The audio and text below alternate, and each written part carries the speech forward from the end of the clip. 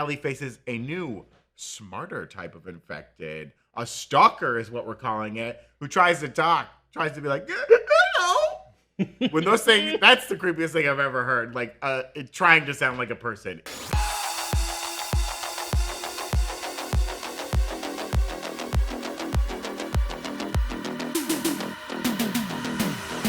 Welcome back to the Breakroom. Another show, another after show. Hit that graphic, folks. Oh,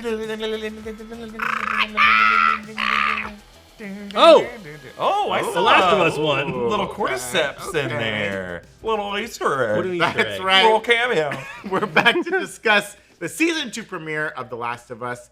This episode titled Future Days. I'm Brandon Barrick, and joining me today, he's in his 30s, graying beard, 6 foot tall, scar on his right temple. Oh yeah, and they say he's handsome. It's Erik Voss. I don't know who they are, but it's certainly not anyone I've met. It's the jacket. Oh, it's just a jacket. The jacket's making it look so handsome. Hey, a good jacket. Fashion tip. If the rest of your clothes suck, just get a good jacket. Get a good jacket. And you're in good shape. Also joining us today, he's over here at the Bear BQ looking like Curtis and Viper. It's John Costa. Craig Mazin, you're a better drama writer than you are a comedy writer. Those were Dang. bad jokes. But isn't that more real that they would have bad Yeah, I jokes in guess. this community? And then everyone would make the same joke. Yeah. Because their pop culture references are Yeah, limited. they have 5 movies to watch. Is one of them The Matrix? Because there was a Matrix poster in Ellie's room, Whoa. and Joe Pantoliano is clearly visible in the poster, and I love that. They need a Matrix poster, but another actor is his character. Another actor is Cypher in that universe. Buscemi? It's like Last Action Hero, where it was Sylvester Stallone was in the Terminator. I think Buscemi would have made a great Cypher. He would have been a good Cypher. But Joey Pants is the best. We like it. Buscemi can't eat steak that good. Yeah.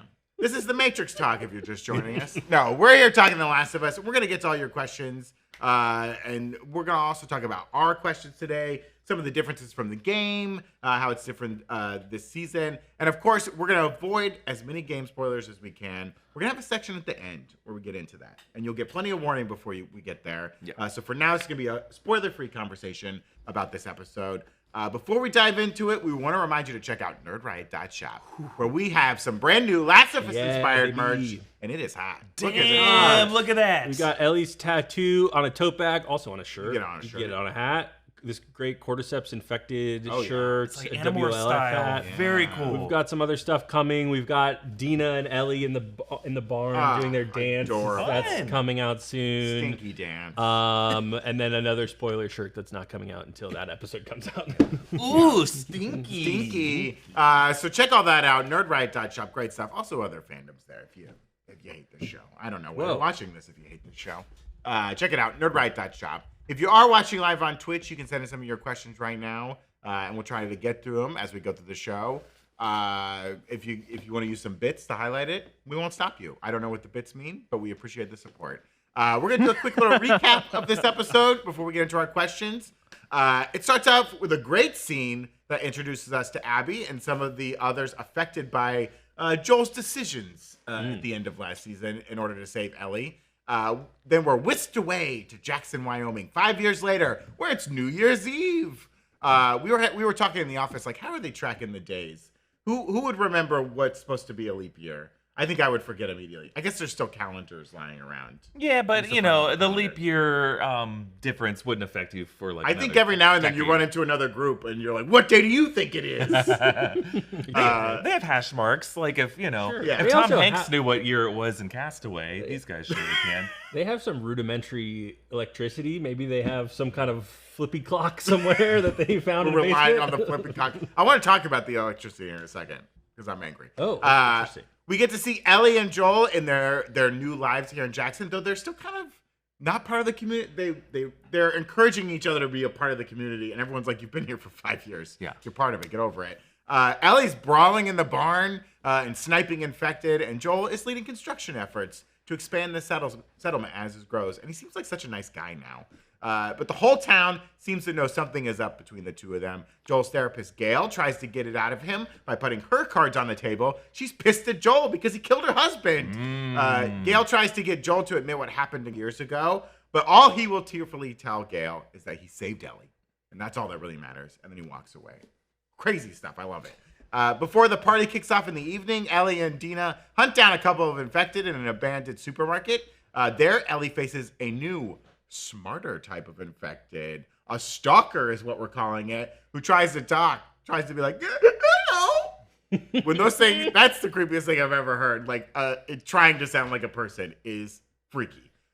She manages to kill the stalker, but gets bitten in the process, kind of reminding us, the audience, in case we had any doubt, she is immune to these infected cordyceps fungi, including this new evolved one, which I guess is a good sign. And that's a fact that like very few people know in this community. Tommy kind of reminds us that like we do not talk about that. Nobody knows. Dina especially doesn't know. So that's going to be part of the conflict as we go through the season. At the dance, Ellie and Dina kiss, much to the chagrin of bigoted Seth. Get out of this town, Seth. Joel comes out of nowhere and just gives him the old shoulder check. Hilarious. I laughed out loud. But kind of overdoes it. Kind of freaks people out at the party. Ellie thanks him the only way a teenager could by saying, I don't need your fucking help, Dad. She doesn't call him Dad, but it's implied. We see, as we kind of close out the episode, we see the cordyceps growing through one of the old rusted out pipes found by the construction crew in Jackson. But that's not all they should be worried about, as Abby and her crew have Jackson in their sights as we see them from miles away, peeping the town in the valley. Incredible start to season 2. I'm excited to jump into it. You know, so you all know I have not played the second game. So I have a lot of questions, and I'm very curious to hear what's like different about the second game and the second season. And full disclosure for me, I have played some of the second game, but I have not played all of the second game, but I have watched all of the second game as a playthrough. I was doing that during season 1. And so I know what happens in part 2 of the game, and I played some part 2 of the game. But John, tell me what you did, you freak. I played a lot of the game. Yeah. I've played it a few times. Yeah. I think I'm on my 3rd playthrough right now. Yeah. It's a good game. It's a good game, good show. Right. Excited to talk to you guys about. You know, it's an interesting kind of. We have so many adaptations of books to movies, books to TV shows, all that kind of stuff. Mm-hmm. It's rare that a video game to TV show or video game to movie works out really well. Right. I think the first season of the show did it exceptionally well. So excited to talk about the changes too, because there is a great screenwriter behind this show who didn't write any of the games, and so all of the stuff that Craig Mazin is doing with Neil Druckmann and Haley Gross, who did write the second game. Mm-hmm. I'm excited to talk about all those changes. Yeah. Interesting, John. If it's such a great game, how come I can't use a Sabrina Carpenter skin in the game? You know what? With mods, I bet we could make that happen. Oh, okay. Yeah, we'll have to look into that. I'm working late because I'm a clicker. Oh, any favorite moments in this episode from either of you that you want to highlight? I bet we share the same favorite moment. Oh. Say it at the same time. 3, 2, 1. Green Place Market. Okay. Not on the same page. All right, so now we have to do mind meld again. Mind meld. 1, 2, 3. Horse. Bonafide. Oh, I like the horse. So go ahead, talk about He's a real furry. Yeah, horse. You know, the scene between Catherine O'Hara and Joel, Gail and Joel, new for the show. And I think maybe my favorite moments from the show are always going to be new moments, because that's where I'll be surprised the most. Like new lore unlocked. Yeah, it is, because in the game, Eugene, Gail's now former wife, husband, thank you. Or who was really Eugene. We'll just call him Cypher from we don't know. Yeah. Eugene you had a wife. In the game, right? Eugene had a wife and a daughter named. His wife's name was Claire in the game, but we only find out about this through like journal entries and notes and things, dialogue between other characters, because at this point he had died from a stroke. Yeah. Not killed by Joel in the game. Well, Joel maybe gave him too many fatty foods. Hey, you know, it's very possible. Joel kept being like, I built a roller coaster. You want to try it out? Yeah, it's a little teeter. Yeah, so you know, in the game, Eugene leaves his wife and daughter behind. It's pretty messed up. Damn. And like, you know, I don't want to get into future episode spoilers, so I'll leave it at that. But it's interesting to have a new relationship, and from a new character, Gail, not in the games either. And I'm really curious as to why Joel would have done this. The obvious answer is maybe that he became infected in some way, shape, or form. I think that's the obvious answer, and not the right answer. Would she be so mad if that was the case? Right. Did he get infected by getting too high and snacking on too many floury-based chips? He had too much bread. He had some low. I thought of this old bread. Infected by the Munchies monster. Who's coming after people. I agree with you, John. I love this scene, and now that you're replaying it, I'm like, absolutely, that was probably like the best example of Mazen's ability to expand the world with his own world building. Yeah, and we know we're going to see Eugene in a later episode. We've seen that in trailer footage. I think that's going to kind of be the long time episode, right? In season 1, we got that great episode 3 with Nick Offerman and Murray. Nope. No, that's Murray Abraham. We don't talk about him. And also his White Lotus character's name Murray is... Bartlett? No. But isn't that his character in the White Lotus? I don't know. That guy. That guy was so good. Who's great. Yeah. And great in that episode. I think we're going to get another maybe episode 3 or something like that. Yeah. And they're telling us something structurally about the show that, like, while if you play the game, you know there's quite a few things that are presented out of the chronology that are now put back in chronological order in this episode. There's quite a few things that they're adding to the backstory of the past 5 years at Jackson that future episodes will flash back to. One of them being a Eugene episode. Joey Pants. Joe Pantoliano is playing Catherine O'Hara's husband. Catherine O'Hara, just another reminder. We are in peak television if we have 2 great shows with Catherine O'Hara on them. As Gale, what an amazing thing. Yes, she's able to compartmentalize her resentment of Joel, but she's doing it in a way to try to help him. Yeah. She understands how important Joel is to this community as the foreman. And it's like, we need an emotionally well foreman to make sure that our infrastructure doesn't crumble. So get it off your chest and I'll show you how hard it is, but how helpful it is. So I love that scene. I love the 2 sets of boots. I love the horse painting. Also good. The reason I said Green Place Market is I'm like, just the detail of showing us the specific year of the People magazine, the exact week. Because remember, People magazine, a weekly publication. This was the September 22nd, 2003 issue with Jennifer Aniston, Matt, 2 different Friends cast members on the cover. So wonderful. And then using that visual curiosity as like a visually manipulative trick to get us so focused on what the headlines are so that when we cut back to Ellie, shadow in the background, we don't even notice. And then the perfect Hereditary shot. I love just the way that was shot, and then just the creepiness of the idea that stalkers are now actually hunting and stalking. And what I was curious about, I remember covering season 1, I thought, like, we've seen things that I have called stalkers before, just based off of like what kissed Tess. I think technically was a stalker, but they just hadn't started stalking yet. They were just that stage of outgrowth of infected, of having not a fully busted cranium of a clicker, but just having stalks. So it's like, I'm okay calling them stalkers because they have stalks. But no, they are not hunting yet until now. So we are now... And the addition of Ellie being confused by their behavior and kind of being like, come at me, is an addition to the show that I think is brilliantly well done. And played like a new existential threat. Didn't it feel like in Jaws where the town council is all like, should we worry about this or not? Like, it's just a shark. Go scare it away. It'll be fine. Yeah. It's and then just the details of Tommy noticing like, oh, I think this broke off from a group that was going down route whatever, and it's like there's a lot of them out there. Is there a big horde? And Walking Dead, it was reminding me a lot of Alexandria in Walking Dead, where there was worries about a horde. And it's just very interesting. If you do play the games, there's like a similar moment where like Tom, it's funnier in the game where he's like, I think it's something about pressure, barometric pressure, and he goes, hell, I don't know what I'm talking about. I think Spider-Man has something to do with it. Yeah. So I just love the way Green Place Market is played, and there's a lot of fun winks to the game there. I really liked that that opening scene at the kind of like back in Denver with at the makeshift graveyard with the Fireflies. Or Salt Lake City. Salt Lake City, sorry. With the Fireflies. And just like what really struck out to me is how young they all are. Yes. Right? Oh, yeah, and it's like, that really puts a lot of frame of reference of like, this is probably the world all of them have known. Maybe the guy was a little bit older, but it all feels like they were born into this world. Yes. And how hyper real that all is for them. And we're constantly balancing with people who knew the world before and knew how humans used to be, and people born into this world and only know humans like this. So it's like, it really puts higher stakes. I'm like, man, these are young kids who have to like now feel obligated to be like, no, we got to go kill this dude for what he did here. That's a really good point. And Druckmann talked about that in the after the episode thing, kind of that idea of like, well, are they justified in what they're doing? Just as in, you know, Joel was justified in what he did. Like, very intense, and it was just very cool to see it like that. And I did love the long pose of like, you know, we promise we'll go and kill him, and then she hangs the thing, and it's like, we'll kill him slowly. And I kind of forgot what we were talking about. I was like, oh, I drifted off. Wait, what? Yeah. Oh, you're a maniac. Okay, we're gonna kill him slowly.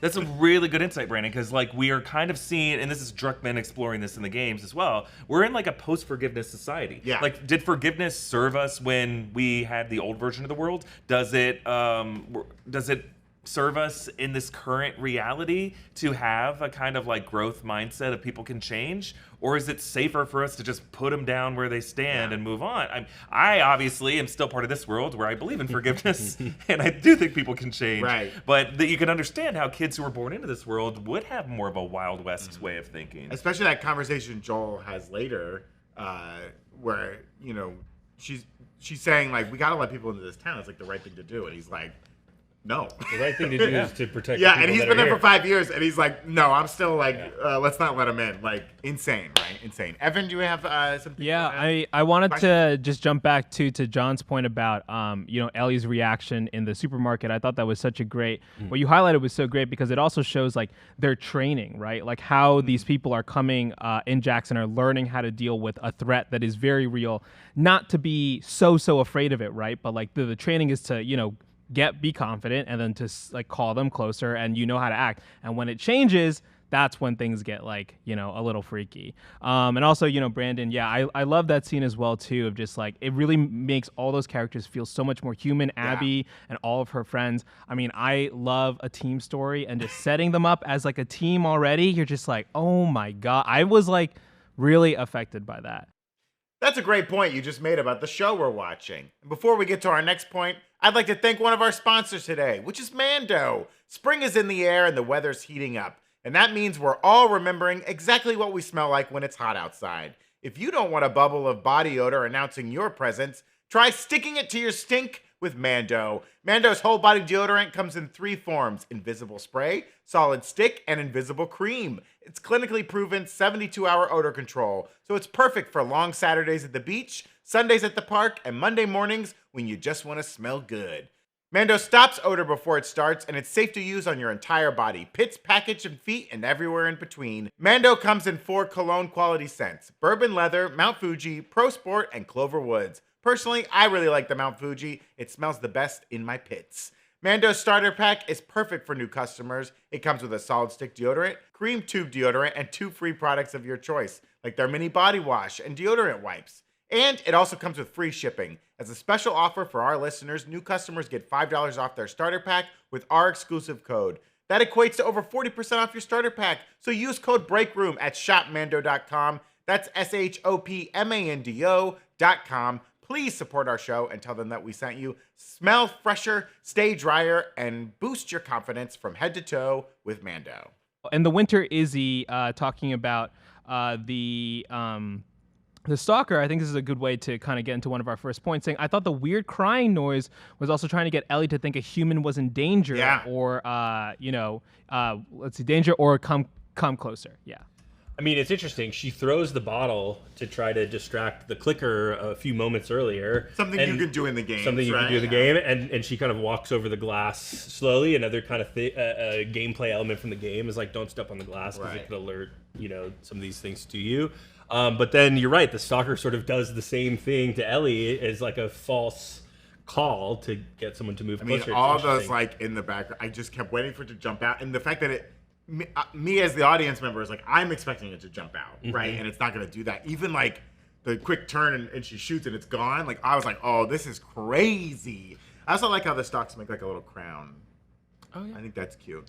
Side note, it looks like she just got back from Coachella. That's all I'm saying. Should we see the side by side really quick? Yeah. This is game versus show design here. All I'm saying is, so cool. I could fix her. You know what I mean? Oh my god. She can talk. She's fine. So I go into this in the breakdown, but the stunt woman is named Becky Ferguson, but she's credited as Rebecca Ferguson in the credits. And I'm like, holy crap! They got Becky. Lady Jessica is in this? Because I was like, that doesn't look like Lady Jessica, but she is a very, very talented stunt person who worked on a number of titles, including season 1. So an amazing performance here by Becky. Great job, Becky. But I'm glad that the show put this in there, because when you play this in the game, you're just kind of clearing the area, this market of infected, right? There's not this specific moment where you're being stalked and hunted, but I think they needed to do this to remind viewers of the show that, like, Ellie, while being immune, is not immune from being ripped apart, as Tess said. And I think they need to remind us that she is very much in physical danger, and a greater physical danger than she was in season 1. They need to show how the cordyceps is adapting to this world and getting better at what it does. I did like the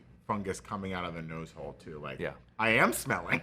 Like that was very weird and creepy. Like a gross little effect. Yeah. And Ellie getting attacked is like a good reminder of that. Yes, she's immune, but also she faces the dangers of just being killed physically.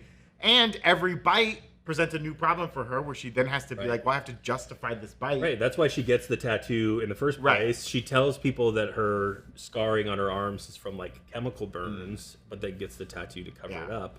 How's she gonna? I mean, well, even this in is that a little bit moment, easier to cover up over here. Yeah, when she's like kissing Dina, I'm wondering if in her head it's like, if this goes to like second base or something, like, am I gonna show her the stomach wound? Because it was funny, they joked when Dina joked at first, like, were you bit? Do I have to shoot you in the face now? And when she shows up later and she's laying on the ground and like Ellie's kind of holding her stomach, I was like, don't ask any questions. Yeah. It's a very awkward conversation. I believe, correct me if I'm wrong, part of the backstory of Jackson is like Ellie is afraid to kiss people at first because she's worried she can pass her infection. And it's kind of like, I think she's afraid since she did like with Sam, remember?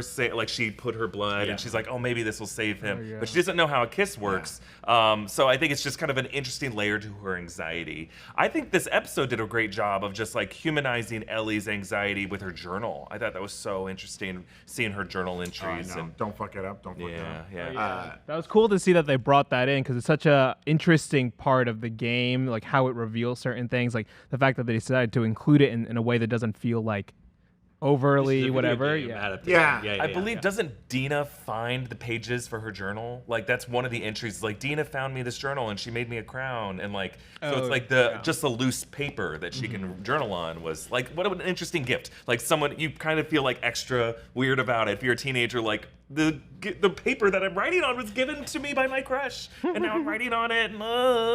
So I love how well that it. I know there's probably not a teenager in this writer's room, but it does feel like the writers, maybe Craig talked to his kids, because it does feel like it has that kind of youthful anxiety. They're just on TikTok. With this kind of like stalker, Click talk. Sorry. Click talk. Click talk. All right. I'll take it. Sorry. I'll take it. With this new like stalker type of infected, do you think the show could like introduce new types of infected we have not seen in the game? There's always been kind of rumors that there could be a third game out there. Yeah. I wonder if the show would, if the show could lead the game in any way by being like, if Druckmann was like, well, we had this idea for this type of infected that we never got into the games, but we could put it in the show now if we wanted to. Maybe. I don't need like a different stage of infected because I think bloaters are interesting enough, and we know there's another one. There's another one out there. We won't talk about it here. But there is actually there's two other ones that I believe we know. Yeah, but there's one specific one. But there is I think just the way they operate is interesting and how they communicate. And it kind of seems like they don't need to communicate with each other through any auditory means. Like if they just touch any kind of patch, it's almost like Pandora, right? They can touch any patch and non-verbally communicate with each other, and they only use auditory things for hunting, whether it's clicking for echolocation or this which you guys were saying was like mimicking a baby crying or mimicking a woman in distress that Ellie would want to go help. I've got free candy. I found all these Twix bars. They're still good. Yeah, some of these conversations are hard to have outside of spores of spoilers. You're doing great. But yeah, I think whether it be the show introducing them, future games, or things that happen in the games that we haven't seen yet, absolutely, we should talk about that a little bit more. Because even the concept of, like you were saying, the kind of underground network of cordyceps, it being able to wake up certain areas. That's kind of new for the show, Not in the games. Not they really said in the it's sort of a stand-in for the spores Right. that are in the games. Now, there is a trailer shot with a sort of, in the games you'll see sometimes like these kind of crazy fungi webs and people are like glued to walls because of it. And you see in the trailer that like one of the cordyceps zombies lets out some spores. Yeah. So it seems like we might get that in this game. But you're right. That was like the stand-in last season. The roots in the pipe, that's not like a game thing, right? Correct. It's kind of new. It's new. And kind of alerting us. Because in my mind, immediately, I was like, okay, well, now the fungus knows that there's this city with people in it. And it was like a little bit puts two and two together for us because in the trailers for the show, there's this big horde attack on Jackson that's not in the game. And we're sort of like, oh, how does that kind of tie in? Now it seems pretty clear that like that specific pipe is going to lead to a bunch of. And did you get the sense that like the heat of the sparkler is what woke it up? in that like it's kind of been dormant in this cold. Like it's atmosphere. warming its hands. Yeah, by it the hasn't fire. had sun, it hasn't had water. It's been in this dried out pipe, and it's died out in this cold kind of climate. A little bit of heat has kind of like warmed it up again, and it's thawed out. You know, it's interesting. Yeah, Craig said in the podcast that like he made a point to say that that fungus was down there for a while, and it wasn't until having new people coming in to Jackson necessitated expansion and revitalizing old houses. It was progress in Jackson that caused this. And I think he meant it as an analog to our world, that like when we're building new cities like Houston, for example, sometimes you have to pave over swampland that allows the land to properly irrigate, pave it over with concrete to make it more prone to flooding. Sometimes human progress gets checked by nature. And I think that was Craig's statement there, is like, that would have just stayed dormant in those pipes, protected by those pipes, but it's because they dug and dug and dug and cracked open those clay pipes that gave that cordyceps air. There's a chat question about this? Yeah, this fun one was from Spazlin Dirk saying, do we think the tendrils were always there, which we kind of answered, or did they come from the blood that Ellie washed down the drain? Oh, that's fun. Yeah, like there, I mean, we were talking a little bit earlier about that. Like, could she spread it in a sense, but probably not, right? Like, it doesn't seem like that's how this works. Like, it doesn't root in her at all. Yeah, because she's immune to it, right? There's no you way would think for her that to would spread slowly turn her into some kind of Exactly, liquor. yeah, because it would need to be enough in order to sustain itself, even if that was a functioning pipe. Yeah. In terms of like, I don't need to see like a different type of infected stage. I love the direction it goes. I like introducing new things that the infected can do culturally. Is very interesting. We don't need to introduce a new stage. The only benefit of a new stage is a cool new sight. Yeah. Like a new visual thing. So without spoiling things that come, there could be other things of like, maybe we see there's some kind of like smart plant version of it, or a fungus of like a human being fused into a tree or something like that. And now that's in the world of the show how spores are released. This is how we get treants. Yeah. Ents. I'm always pushing things to ents, and I'm sorry about that. But spores haven't existed in the world of the show. That could be just one way logically they have spores. And this is kind of teasing something we'll get into a little bit later, but Tay444 is asking, do you think the pipes is how a certain someone will meet another certain someone during a horde of infected? It's an interesting change, right? To bring the pipes, the cordyceps potentially leading different groups to Jackson, whether it be, Abby's group following the infected, or the infected themselves just, pursuing Jackson. There's a lot of teaser footage from the trailers of the horde attacking Jackson. So it seems like that is the case. And we'll get into some of those differences in a little bit. Yeah. Well, let's talk a little bit more about Gail, Catherine O'Hara's character, Joel's therapist. Again, a new character for the show, only hinted at it at the games. I thought Catherine O'Hara did a great job. I loved this sequence, how both characters kind of looked directly at camera almost, which was like very intense. Especially Catherine O'Hara just telling me that what I did wrong. I was like, I want to, but I refuse. How do we think this whole relationship is going to play out? I mean, I know we're going to get some like more of the backstory. We're going to get a flashback. But they kind of have this like friction now, but it does look like Gail is really pushing Joel to admit what happened. Did I take a weird read on this, and that it seemed like Gail thought that maybe Joel had done some kind of like weird sexual assault thing? Yeah, I think that's Ellie. what he was. I think she was most worried. She wants him to admit something that he's not admitting, and I think fair enough. No, absolutely. To assume that this man did something that he regrets. And I'm wondering if the whole town sort of thinks that, because we talked like Joel and Ellie's relationship is at such a weird point, and people are like, oh, there's a weird vibe between you two. Right. Yeah. I wonder if the full town is sort of like, oh, I wonder what's going on with them too. I read that as, I think as a therapist, you have like kind of a Hippocratic oath that you took, and you kind of have to ask that question. It's like checking the box. Like, I have to ask this. I mean, especially after Joel's like, well, Dina's so great. Maybe Dina can be her new mom. And it's like, Joel, slow down, buddy. Is this just a reference to all those creepy couples who would do Joel and Ellie cosplays Probably. for Halloween or Comic-Con or whatever? Couples. Oh, I never saw that. Now I'm terrified. Horrible. But I think also, in addition to having asked that, Gail may ask it like, okay, well, I'm going to ask a question that's going to offend you, but hopefully you taking offense to that will force you to tell me what really happened between you guys. And I think Joel almost gets there. Yeah, he really wants to. You can tell it just like weighs so heavily on him. Yeah. But when it comes to the Eugene of it all, that's the new angle. I mean, there is no therapist that we meet in Jackson. Right. I think Craig Mazin and Neil Druckmann are like, let's try to put more therapy on TV just to encourage people to consider it. But I think it makes sense for a post-apocalypse if someone was a therapist. Hell yeah. Absolutely. Round the clock, Lucy from Peanuts. Doctor's in. In screenwriting too, right? Like this is a really good way of getting your audience exposition, right? Yeah. You have a character who's out of the loop, asking a lot of questions. A therapist is a perfect type of character because they ask really direct questions. Right. I think it's really clever.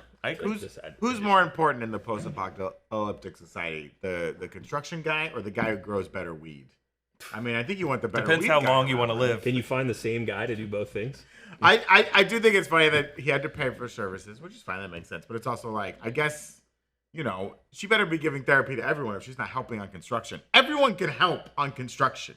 Yeah. Just a couple of people need to be smart on how it gets built. If you just need hands, let's get everyone out there working if it's so important. I think what had happened, and she said that like he had to do it. So she understands that. She forgave, or I don't know if she forgave him, but had an understanding. It sounds like Eugene did something that endangered Jackson and refused to back down from doing that thing. So the council decided he's got to go. And then no one wanted to do it. And Joel's like, I'll be the execution guy. It does remind me a little of The Walking Dead, right? They kind of put Rick in that position in one of those cities because they're like, well, you guys are the maniacs from the outside world who love killing people. Why don't you kill a few people for us? Do you think that Council of Nine, which I think is Maria designed to be based on the U.S. Supreme Court, she was a public defender, do you think that Council of Nine in what they say is a communistic society would allow the death penalty? Do you think that they would vote in favor of the death penalty? Because in that society, you kind of have to say yes to You have to consider it. It's kind of like in Battlestar Galactica, where they got into the abortion debate, and she's like, there's only like 1,200 humans left. I have to outlaw this. And it was very interesting. I wonder if this show might do the same thing with like the death penalty. Like, we have to allow this thing that before the collapse, we would, with our liberal values, we would never Especially if you're like, we don't have the resources to like keep someone in prison for the rest of their lives. Yeah. Like, oh, that's true. Yeah. Plus, we're hungry. So I'm wondering what Eugene did. I assume that episode will get to it. My first thought was like, to grow the dankest weed, he had to allow cordyceps into that soil to enrich it. And Joel's like, what are you doing? And he's like, I'm not going to stop, Joel. The weed mushrooms hybrid is the ultimate perfect drug that Lumen was actually trying to make the whole time. Yeah. I just assumed he got infected. And I think that's really fair. Easy? Well, I think he got infected, but maybe that there's like a rule that they have that like, it's going to be par for the course if there's people going out on patrol and stuff like that. If you got infected, maybe there's a way that's like, hey, tie him up so that they can say goodbye for the last time and then kill him or whatever. But maybe he didn't like afford Eugene or Gene that that luxury. Also, Joel's a liar. And so, there's a world in which Joel kills Eugene and doesn't tell the full truth to, whoever is in Jackson or something like that, right? Yeah. Speaking of Joel, if you love the way Joel looks, yeah, baby. Part of the reason we trust Joel today. Part of the reason we trust Joel so inherently is because he's got some mad jacket game. Did you see him flip up that collar, dude? You can flip up your collar. You flip your collar. I'm wearing a Huckberry. Look, guys, we have our friends at Huckberry gave us these jackets, and it's great because it's still kind of chilly in LA. If you're able to get some outerwear like this, click the link in the description. And you can get one of these jackets too. If you're one of those, it supports new Rockstars. It's cool. Yeah. Wax canvas on the outside. Whatever this thing is called on the inside. If you and your partner do Joel and Ellie cosplay, this will help out. Flannel. Whether you do it in public or anywhere else. Some shout outs right now. Sam X Pie, thank you for subbing with Prime. Lagoon 985, thank you for resubbing for 21 months, saying sub players indeed. Sub player. And then Shane the Pain and Hugh 08 in the chat saying theorizing that Eugene may have found out about Ellie, right? Ooh. Joel's and potentially if he was a Firefly, I can't remember if he was a Firefly in the game. He is in the game. Then maybe he had some lingering questions about what happened there, Cool. I like that theory. Yeah. Yeah, Joel, roll up that fatty. I'm just going to read this telegram I got from my buddies. Don't spark that doobie just yet. The Fireflies conversation is interesting. The Fireflies have almost collapsed at this point. Obviously, in that opening scene, Abby I mean, those says, kids being like, we're the only ones left. yeah, Abby says like, oh, there's this guy Ed who went up to Seattle. It's Isaac's brother. Isaac is a big character in the game and will be in the show, played by Jeffrey Wright, which is very exciting. So there are some kind of Fireflies here and there, but like really Salt Lake was kind of like the end of the line. Seemed like the the Fireflies. smartest ones were there, right? Yeah, and maybe there's a capable. couple people elsewhere, but I don't know if they're all identifying as Fireflies anymore. But yes, in the game, you find Eugene's like little pendant at some point. Yeah. Yeah. I do. One other thing I want to say real quick is like a lot of the video game, you know, for playing the first one, it's mostly action, right? Which is why you play a video game. And a lot of the lore comes through like letters you find or audio recordings you hear and all that stuff. So I like the introduction of these new characters to kind of present that in a new format and still give us that exposition and expand it even more. But we're not just like, you know, it's not just reading Ellie's diary or something like that. Like finding new ways to put it on there is very fun. Do you guys think we'll see a pre-outbreak day flashback similar to the Jakarta scene or the talk show scene in season 1? My hope is that we see Seattle collapse. I think that'd be really fun. Oh, yeah. It would be the original cool. Seraphite. Well, prophet. because It'd be fun. yeah, in the show they say Ed goes to Seattle. In the video game, there's a character named Eddie who's not necessarily linked to Isaac, but plays a similar role. Was in Salt Lake, goes to Seattle, goes to this big football stadium, and so yeah, maybe you know, while we see them rebuild Seattle, we do a flashback to how it all falls apart. Yeah. I did like the look ahead for the season, you know, kind of tease these like Seraphites as like, you guys don't, you're very old school, you don't have any technology, or you use old technology or all that kind of stuff.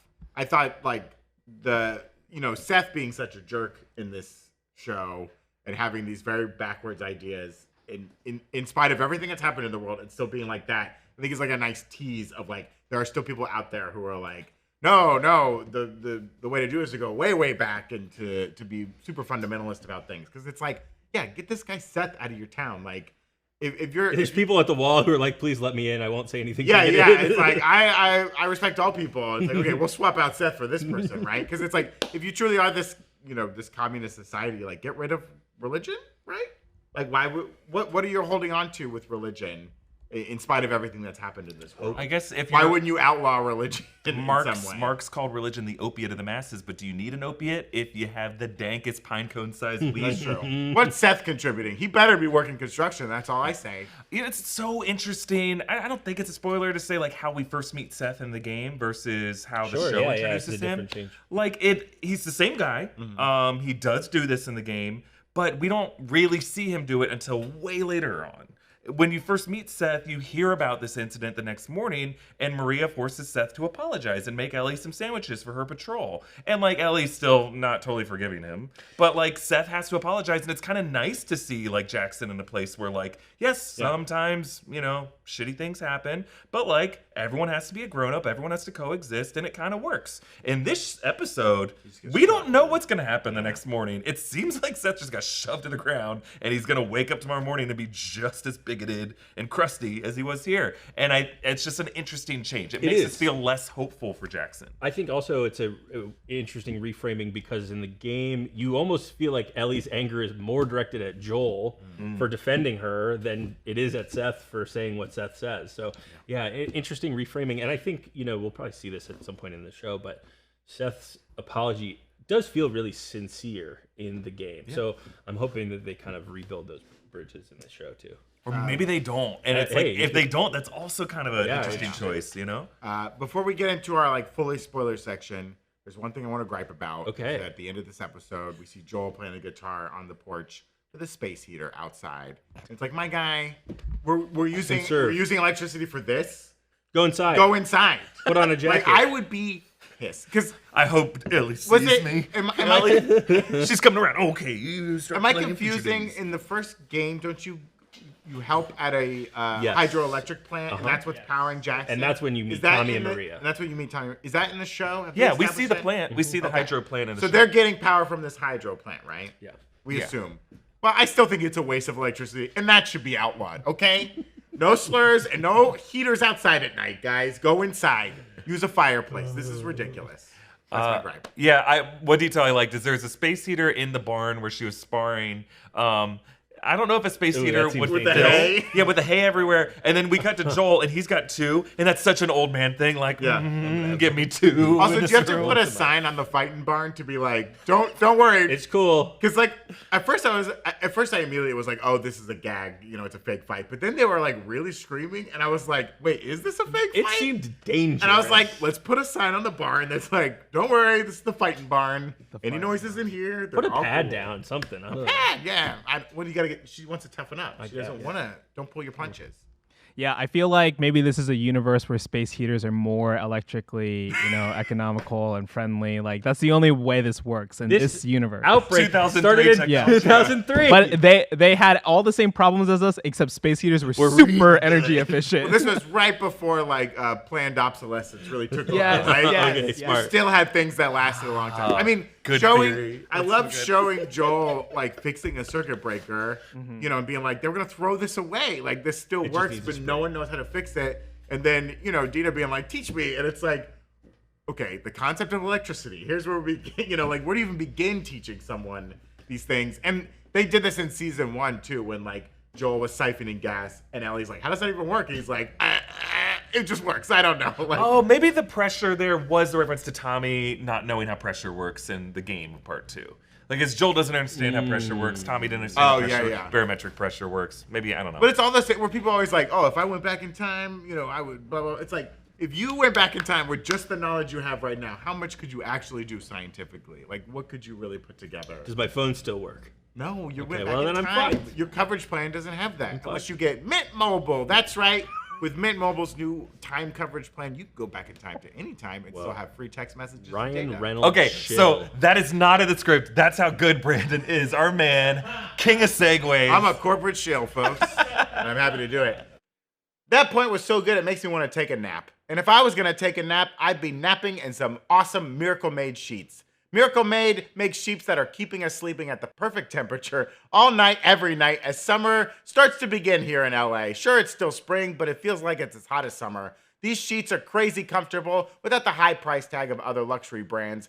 Miracle Made's fabric was inspired by NASA, so it's thermoregulating, keeping your bed at the right temperature all year long. Plus, Miracle Made sheets are infused with silver. That prevents bacterial growth. Bacteria can clog your pores, causing breakouts and acne, so sleeping with Miracle Made sheets is good for your skin too. Upgrade your sleep as the weather heats up. Go to trymiracle.com/breakroom to try Miracle Made sheets today. And whether you're buying them for yourself or as a gift for a loved one, if you order today, you can save over 40%.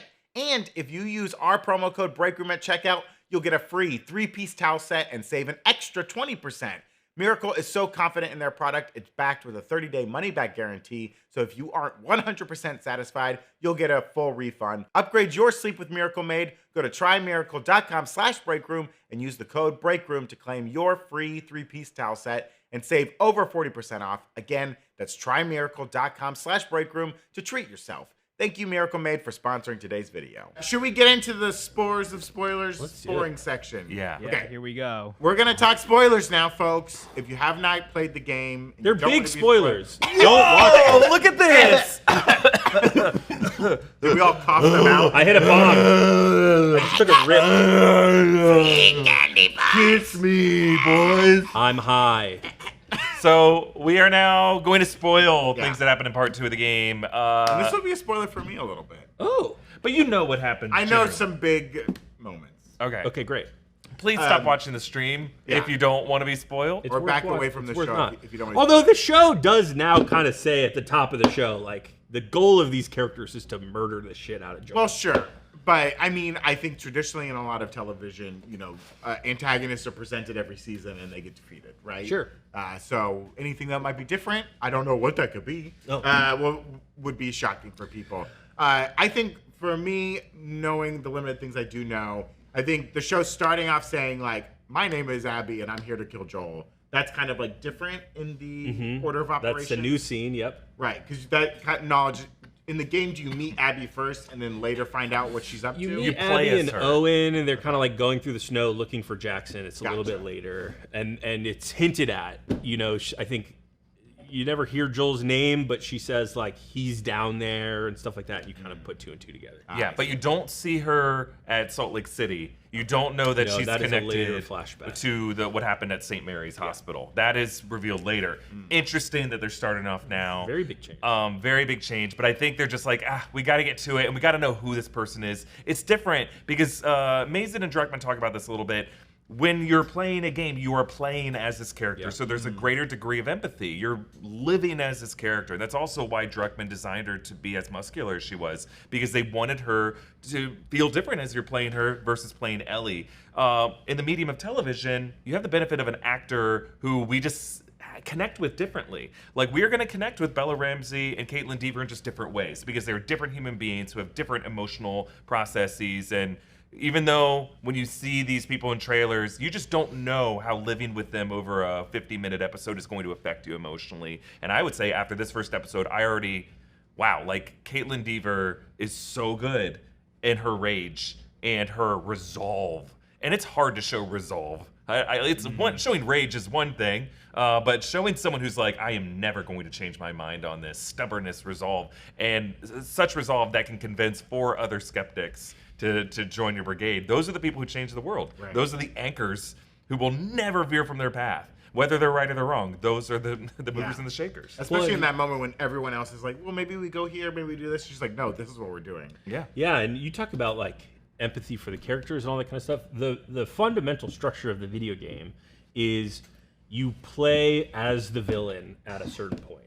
And so, they can't do that in a TV show. You can't play as the character, and so you can't do that swap where like you as an empathetic person has played as Ellie and you're furious at this thing that has happened, and then you have to play as this character and live as them. So I'll be curious to see how the show deals with that as well. It seems like they may intercut some Abby stuff into this first part instead of doing a big time jump like they sort of do in the video game. Okay. Evan? Also, Tay444 in the chat noting the giraffes as well. Yeah. Abby has a very different relationship now with these giraffes. That's a beautiful scene from season 1 where Joel and Ellie kind of really bond in that moment. Abby now sees these giraffes while her father's over her father's grave, basically, right? And that is not in the game. There's a scene where he rescues a zebra, and that's like, the animal connection, but like really some interesting kind of parallels there that we kind of start doing much earlier in the show. You're right. That scene where he rescues a zebra too, right, is like, you don't know who he is. Yes. It's Abby's father. Owen is there too, who's the sort of like older guy in that scene. And then at the very end of that scene, after they rescue the zebra, it's like, oh, the kid's here. We got to go. And then you realize, he's the surgeon. Yeah, my question will be, when do we think will we revisit the hospital massacre from Abby's point of view on this season? Because one thing I noticed when we were revisiting season 1 is like Joel goes through the pediatric wing, or goes to the OR on the pediatric floor, passes by a bunch of animal prints on the wall, and one of them is a giraffe. And I just thought it was interesting, the giraffes escape from the zoo, walking around the baseball park, and then there's this giraffe here. We know that they got the actress who plays Abby to play one of the nurses. Yep, Laura Bailey in one, and they had 3 nurses in that room.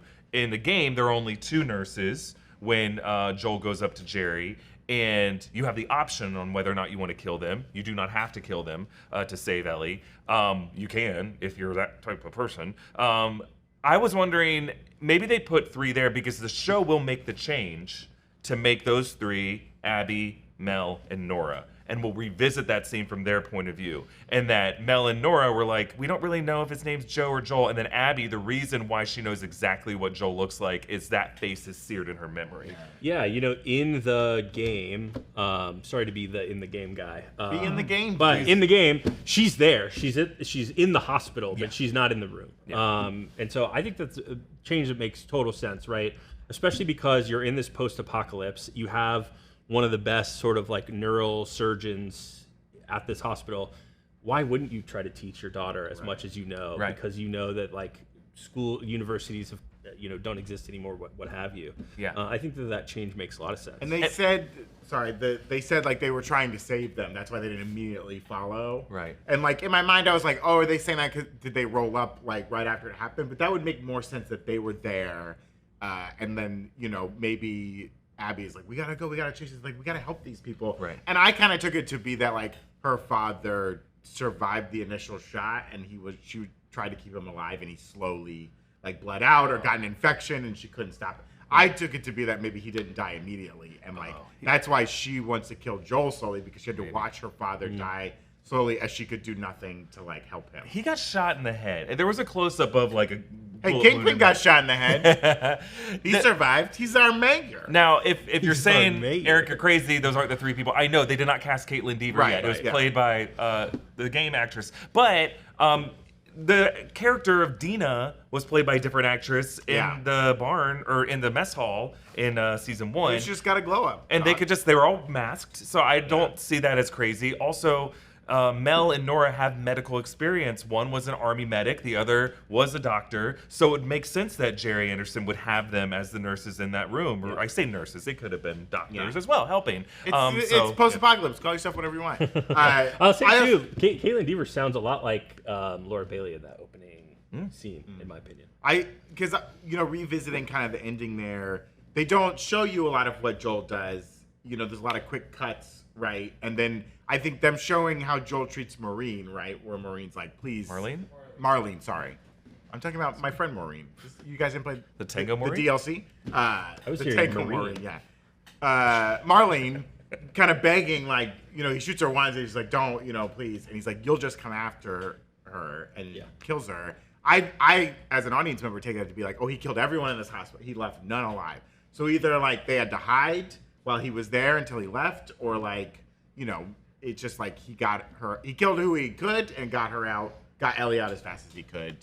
Yeah. Took their only good car. I just think there's an opportunity here. Maybe it's the only reason I would see Mason not doing it is it's too triggering. But imagine they're prepping this girl for surgery. We don't even see Ellie's face in the surgery or whatever in the OR, and then we just hear gunfire and people screaming. Yeah. Like imagine being a nurse. It'd be like an episode of Grey's Anatomy where there's an active shooter. Like that's terrifying. Every other episode. So terrifying.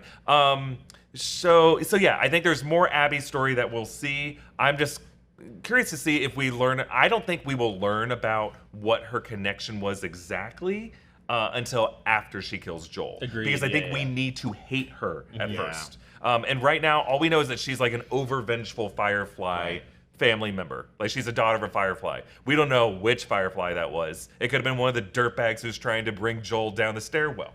We don't care about that guy that much. No. And here's a question that I have. We've been trying to kind of figure out when this big moment is going to happen, right? When we're in the spoiler section. When Abby kills Joel. Sorry. We thought episode 2 makes sense. It still kind of makes sense, but the Eugene of it all almost opens this up for me, where I'm like, are we gonna? So for people who are watching this spoiler section who aren't familiar with the story, first of all, how dare you? Second of all, Ellie and Dina go find Eugene's sort of like stash at the library before all of this stuff happens. They're on another patrol. They sort of split the patrols up into a couple groups in the show, but in the game it's like one long patrol. So do we think that we can't do the Eugene episode after the death? It kind of feels like you take a big weird sidestep. Who cares? I personally think they want to keep Joel around, Pedro Pascal around as much as they can. And I think they're going to, as much as I understand the game jumps around at time, I think they want to like use that to their advantage to pad out how much they keep him in the season. I don't disagree. I think that's one of the big reasons why they're doing a Eugene episode is to get another episode with Joel in it.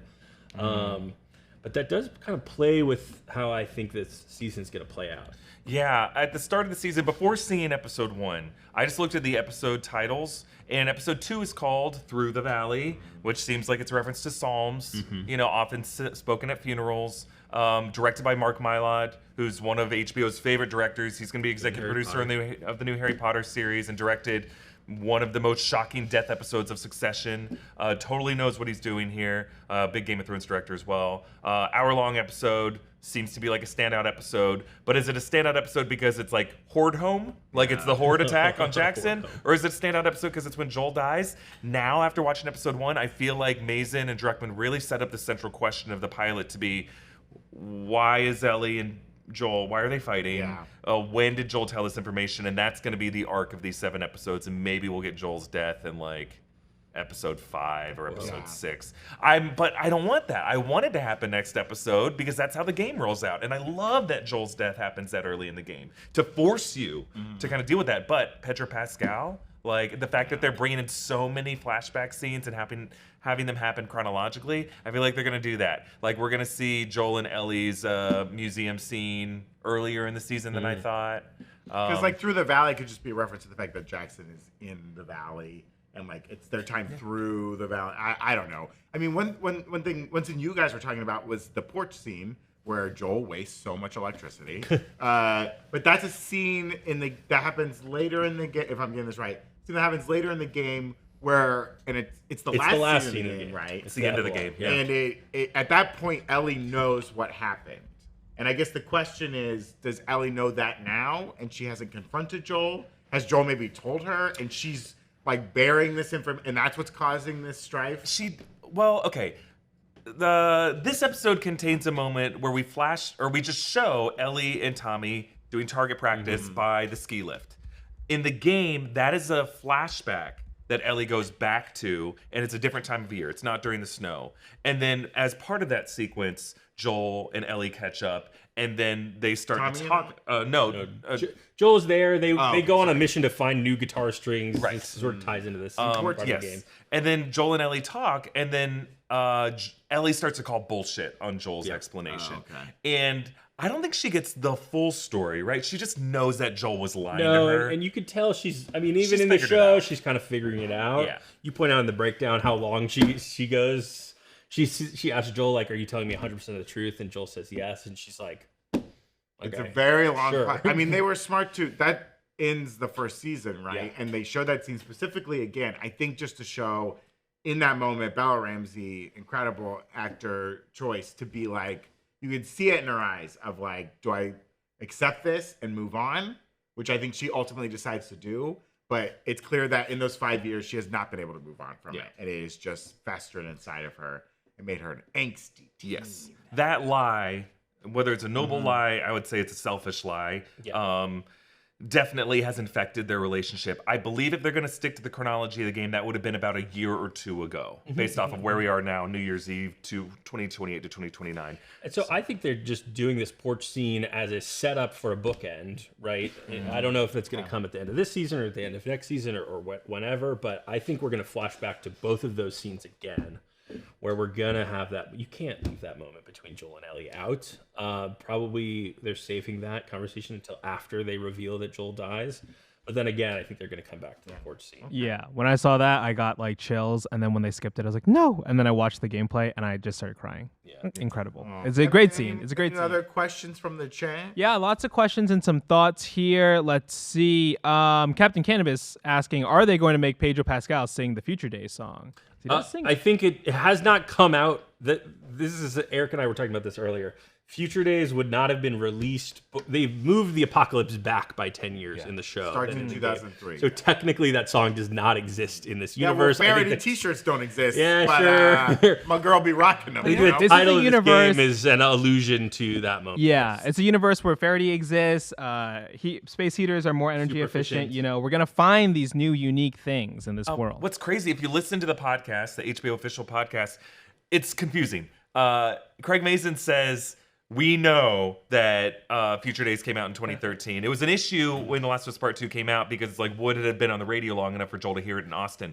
But wait, what's that? Turn that up again. Get these infected away from me. I gotta hear that song before these guys get me. I need the charts. Show me the charts for it so I can play it later. Sarah, shut up. I gotta hear the song first. But Mazin said in the podcast, we don't care. So does that mean we don't care enough to name this episode Future Days, or we don't care enough to just have him know this Pearl Jam song? My thinking is that it's going to be Nirvana.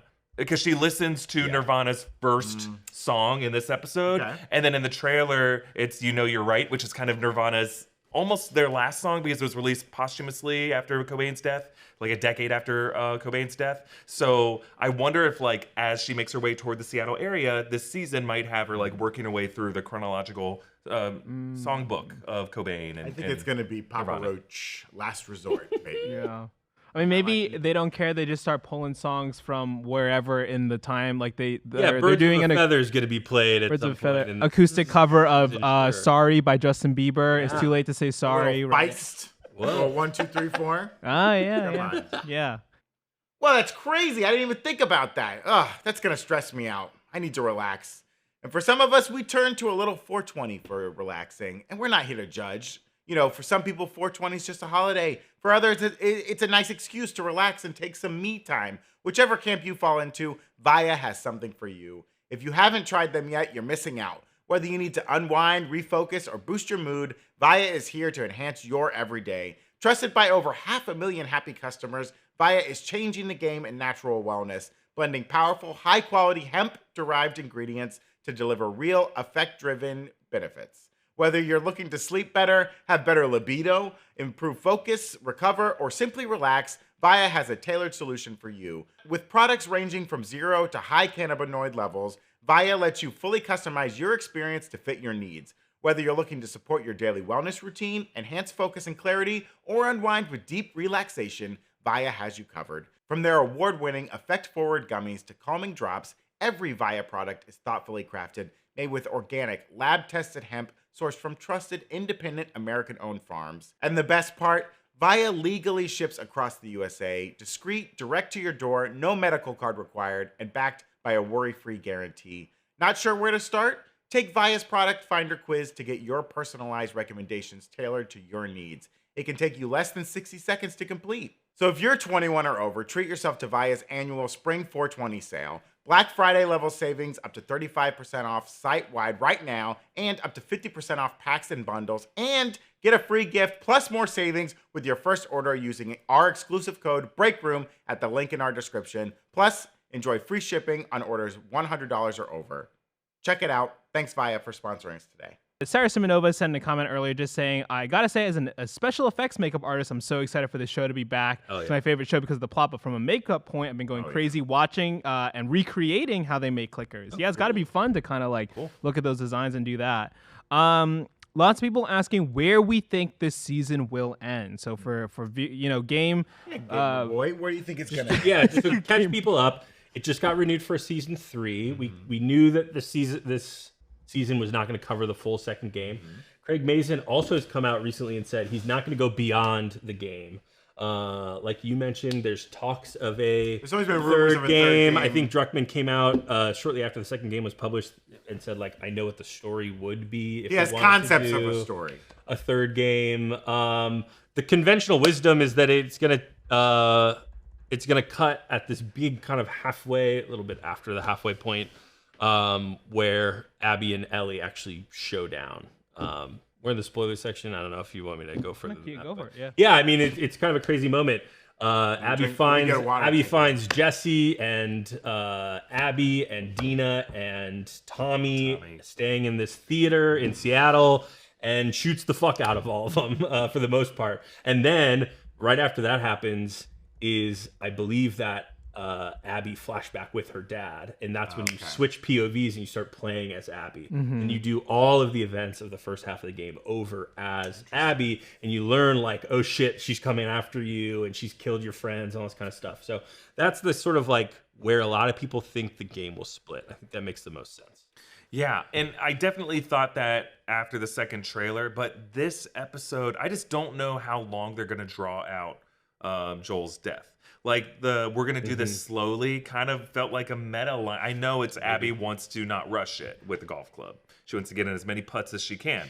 But I think it's also kind of a signal to viewers like, hey, we know you, some of you know what's gonna happen. We're gonna get to an episode 6 or episode 7. And I feel like I'm just trying to get a sense from all the people who did see all 7 episodes at different publications and outlets. And some of them seem to be a little like, Like maybe they were expecting the death would happen in episode 2, and they were a little dismayed when it happens in episode 5 or episode 6. Well, and important to note, right? Like that's how the video game does the storytelling, because the type of video game this is, you're playing as a POV character, right? And so you can't. I mean, you could go back and intercut and spend time with different characters or whatever, but like most of the time, you're playing as the person you're playing as. But in this, it's a television show. You can show what Isaac is up to. You can show what Abby is up to. You can show what Owen's doing at the aquarium, whatever it is. So yeah, maybe they do change the order in which that stuff happens, because we know Isaac is going to be, for example, in this season. But he would not be in this season if we were sticking to like the exact chronology of the video game. Yeah. So they're definitely playing with it a little bit. And I think you're right, John. I think this season will end in the theater, in that big cliffhanger, that big cut to black moment. But I do think that they're going to take their time getting there. They're going to cut around to a few different other things. And I think that's why they told us a week ago that we're going to have a season 3. I think there was a conversation about how that ending will hit people. And they're like, we don't want people to go into this season thinking it's like not expecting the cliffhanger.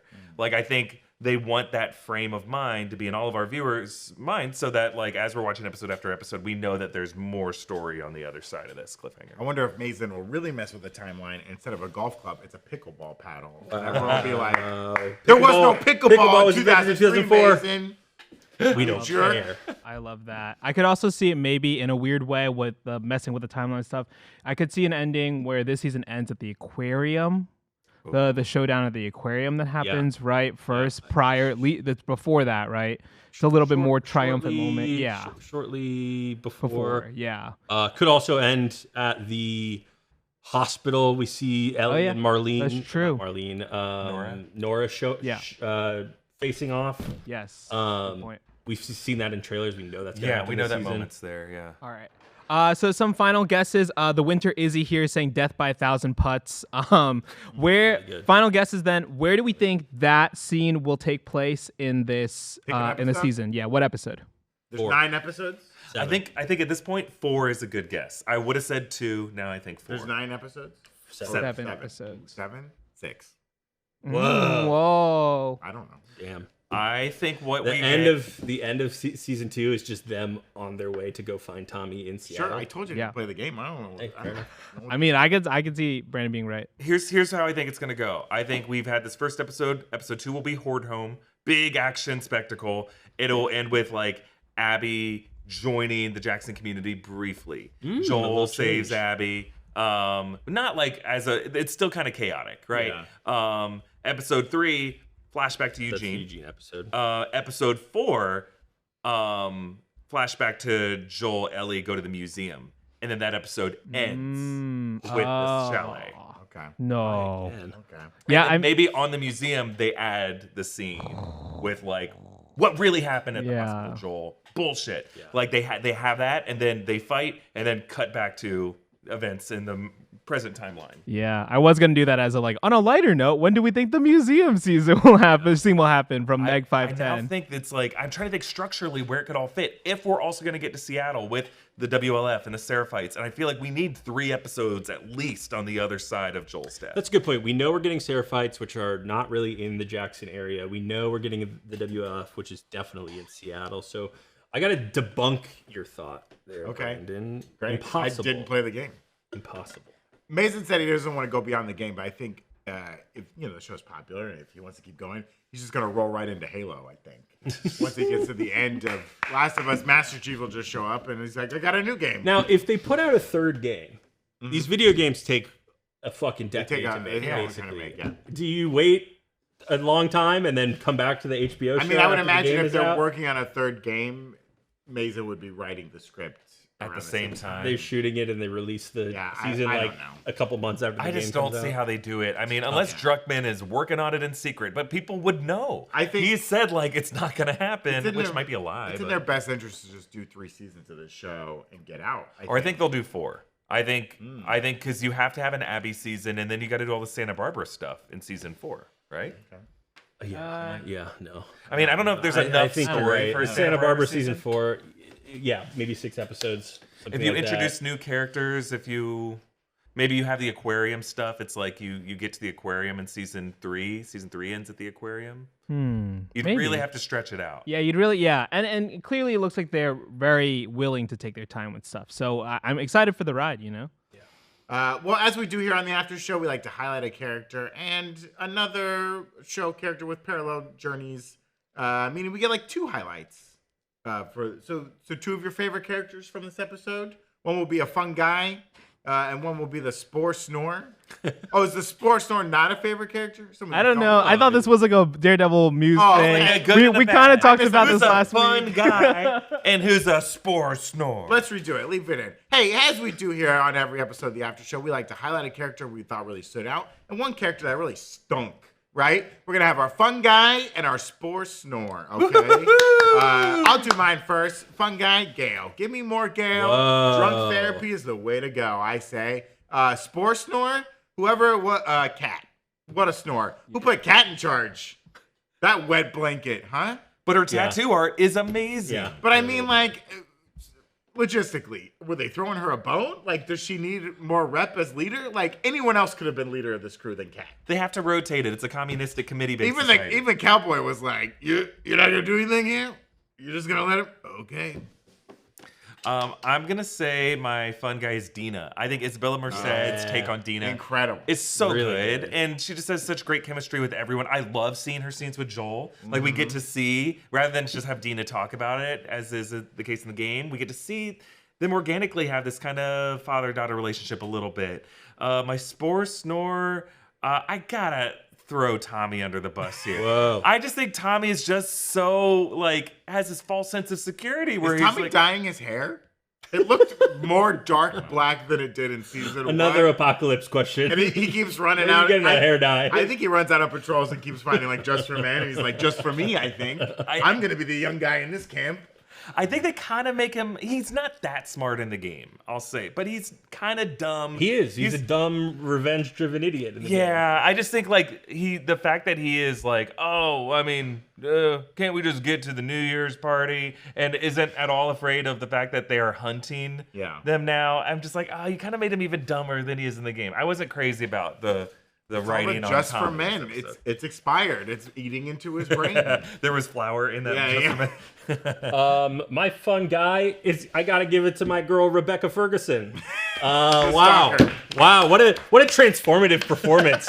You loved her in Dune. You're gonna love her. No, but man, like as an actor, not me being an actor, but I imagine as actors, like doing the physicality of that kind of stuff must be so fun, and just like getting out of your own body and doing some kind of crazy stuff like that. And it was a great performance. I thought really good. We can't get out of this episode without negging on our guy Seth for being an absolute Spore Snore. What a piece of shit. Totally. Boo. But hopefully Read he the redeems room, himself next episode. It's Read a the church. room. Oh, yeah? There's family here. Where's your God now, dude? God said mushroom rule, people drool. Get out of here. Well, speaking of getting out of here, that's it for us today. Make sure to subscribe to the Breakroom channel right here on YouTube and give us a follow on Twitch where we do videos like this live. You can follow at Breakroom and R on Instagram, Blue Sky Threads, and Twitter, now known as X. We'll catch you next time. Latest, skaters. Goodbye.